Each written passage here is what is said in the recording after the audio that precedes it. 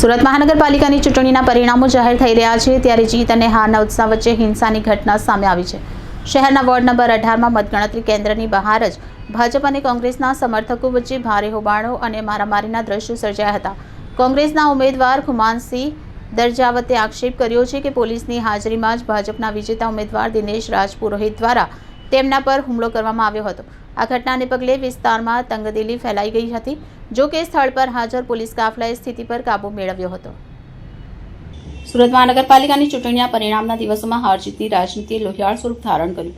Ward number 18માં પરિણામ જાહેર થવાની સાથે જ કોંગ્રેસના ઉમેદવાર ખુમાનસિંહ દરજાવત પર હુમલાની ઘટના બની। ખુમાનસિંહનો આક્ષેપ છે કે જ્યારે પરિણામ જાહેર થઈ રહ્યા હતા ત્યારે પોલીસની હાજરીમાં જ ભાજપના કાર્યકરોએ તેમના પર હુમલો કર્યો। આ હુમલા મામલે ખુમાનસિંહ દરજાવતે સીધો આક્ષેપ ભાજપના વિજેતા ઉમેદવાર દિનેશ રાજપુરોહિત પર કર્યો છે। તેઓએ જણાવ્યું કે દિનેશ રાજપુરોહિત અને તેમના સમર્થકોએ તેમને નિશાન બનાવી હુમલો કર્યો હતો। લોકશાહીના પર્વ સમાન ચૂંટણીના પરિણામો આ વખતે આ પ્રકારે हिंसा થતા अनेक सवाल उभा થયા છે। घटना को कि हम लोग जनता का मैंडेट काम को नहीं मिला, हम शांति से बाहर आ रहे थे, ये लोग आवेश में थे और मेरे पीछे से हमला किया दिनेश पुरोहित का आगे, इतनी गुंडागर्दी है और कुछ नहीं। कुमार भाई किस लिए हमला किया है?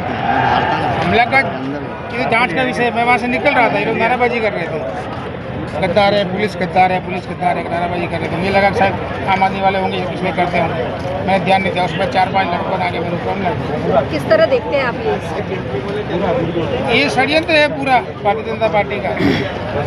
यहाँ के लोग भी मिले हुए हैं, तंत्र भी मिला हुआ है।